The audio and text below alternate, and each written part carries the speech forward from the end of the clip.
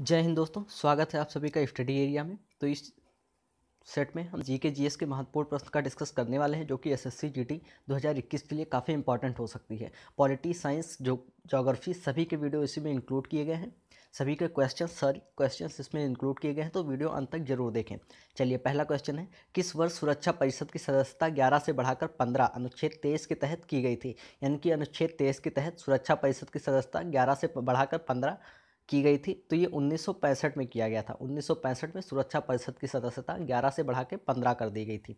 अगला क्वेश्चन है, एक सामान्य मानव शरीर में लाल रक्त कणिकाओं की कुल संख्या कितनी होती है? तो कुल 30 ट्रिलियन होती है दोस्तों, कुल 30 ट्रिलियन होती हैं लाल रक्त कणिकाओं की संख्या। यदि पृथ्वी के घूमने की गति बढ़ जाती है तो शरीर का वजन बढ़ेगा? जी नहीं, शरीर का वजन कम हो जाएगा।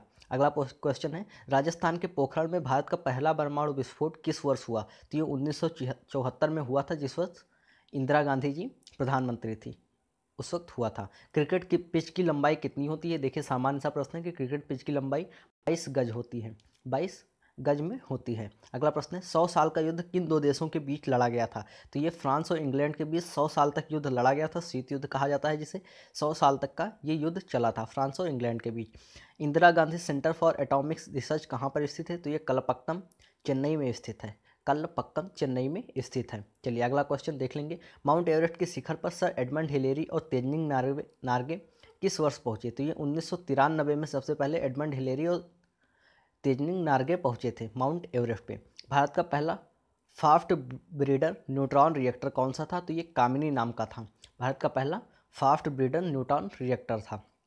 अगला प्रश्न, भारत का पहला परमाणु ऊर्जा स्टेशन किस स्थान पर स्थापित किया गया था? तो ये तारापुर, महाराष्ट्र में स्थापित किया गया था। सभी लोग याद रखेंगे।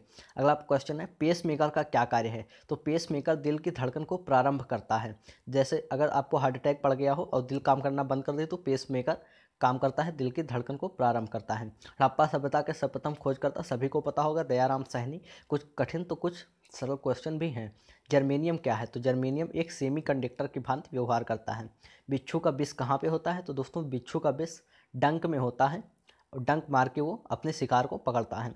ना चिपकने वाले खाना पकाने वाले बर्तनों में कौन सा लेप चढ़ा होता है? तो ये टेफ्लॉन का नॉन स्टिक बर्तन जिसको कहते हैं, उस पर टेफ्लॉन का लेप चढ़ाया जाता है। गोबर गैस में मुख्यतः क्या होता है दोस्तों? तो गोबर गैस में मुख्यतः मीथेन होता है। मीथेन जिसका वो होता है CH4 सूत्र, रासायनिक सूत्र। सिरके का मुख्य भाग क्या होता है? यानी कि सिरके में कौन सा एसिड होता है? तो ये एसिटिक एसिड होता है। सागरीय खरपतवार सीवीड्स किसका महत्वपूर्ण स्रोत है? तो आयोडीन का। सबसे ज़्यादा आयोडीन सागरीय खरपतवार यानी कि सागरीय पौधों में ही पाया जाता है। प्लास्टर ऑफ पेरिस जमाने के लिए क्या आवश्यक है? तो दोस्तों, प्लास्टर ऑफ पेरिस जमाने के लिए आवश्यक है जलयोजन द्वारा अन्य हाइड्रेट करना। दक्षिणी भारत में दांडी मार्च का संचालन किसने किया था? तो ये राजा जी ने किया था। दक्षिणी मार्च में दांडी मार्च का संचालन राजा जी ने किया था। अगला क्वेश्चन है, आज़ादी के संघर्ष के दौरान गांधी जी ने किस क्षेत्र में अवैधानिक नमक बनाया था? तो ये दांडी में बनाया था। ये हाल ही का करंट अफेयर का भी क्वेश्चन है, जल्द ही आया था। चलिए, अगला क्वेश्चन देख लेते हैं। देश की पूजा ही राम की पूजा है, या किसने कहा था? तो ये मदन लाल धींगरा ने कहा था। क्या कहा था? कि देश की पूजा ही राम की पूजा है। पशु और पौधों की जाति में सर्वाधिक विविधता कहाँ पाई जाती है? तो ये उष्णकटिबंधीय आर्द्र वनों में पाई जाती है सर्वाधिक विविधता। किसी मृदा का पीएच मूल्य उस विशेष मृदा में किसको मापता है? तो ये अम्ल अंश को मापता है। किसी मृदा का पीएच मूल्य उस विशेष मृदा में अम्ल अंश को मापता है। अगला क्वेश्चन है दोस्तों, विश्व का सबसे ऊंचा ज्वालामुखी कौन सा है? तो ये कोटपैक्सी पर्वत है। विश्व का सबसे ऊंचा ज्वालामुखी कोटपैक्सी पर्वत है। अगला क्वेश्चन है, सोल्टोरो कटक कहाँ स्थित है? तो ये सियाचिन हिमनद में स्थित है। सोल्टोरो कटक कहाँ स्थित है? सियाचिन हिमनद में। अगला क्वेश्चन है दोस्तों, उत्तरी अमेरिका के तट से गुजरने वाले ठंडी महासागरीय धारा का क्या नाम है? लेब्राडोर धारा। लेब्राडोर धारा ठंडी महासागर धारा का नाम है। भारत के ध्रुव पूर्व और पश्चिमी छोरों में समय का अंतराल कितना है? तो भारत के ध्रुव पूर्व और पश्चिमी छोरों में समय का अंतराल कुल 2 घंटे हैं। चलिए, कुछ भूगोल के प्रश्न भी डिस्कस कर लेते हैं। तो पहला प्रश्न है, कौन सा ग्रह पूर्व से पश्चिम की ओर घूमता है? तो बुध और शुक्र तो ऐसे ग्रह, शुक्र और अरुण 2 ऐसे ग्रह हैं जो पूर्व से पश्चिम की ओर घूमते हैं, बाकी सभी पश्चिम से पूर्व की ओर घूमते हैं। फोबोस और डिमोस किस ग्रह के उपग्रह हैं? तो दोस्तों, फोबोस और डिमोस मंगल ग्रह के उपग्रह हैं ये दोनों, और ये केवल 2 ही उपग्रह हैं मंगल के, फोबोस और डिमोस। चलिए अगला प्रश्न है, सक्रिय ज्वालामुखी माउंट एटना किस देश में स्थित है? तो ये इटली में स्थित है। इटली में सक्रिय ज्वालामुखी माउंट एटना। किस देश को सोने और हीरे की भूमि के रूप में जाना जाता है? तो ये दक्षिण अफ्रीका को सोने और हीरे की भूमि के रूप में जाना जाता है। नाइजीरिया की राजधानी क्या है? तो ये अबुजा है दोस्तों। नाइजीरिया की राजधानी अबुजा। विश्व का सबसे लंबा जलप्रपात कहाँ पे स्थित है? तो ये विक्टोरिया फॉल्स है। विश्व का लंबा सबसे जलप्रपात का नाम विक्टोरिया फॉल्स है।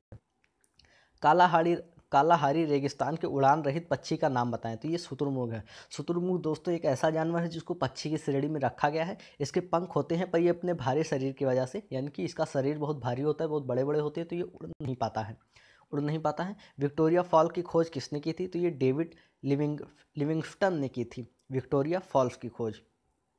दक्षिण अमेरिका के शीतोष्ण घास के मैदानों को क्या कहा जाता है? तो ये उच्च वेल्ड कहा जाता है दक्षिण अफ्रीका के शीतोष्ण घास के मैदानों को।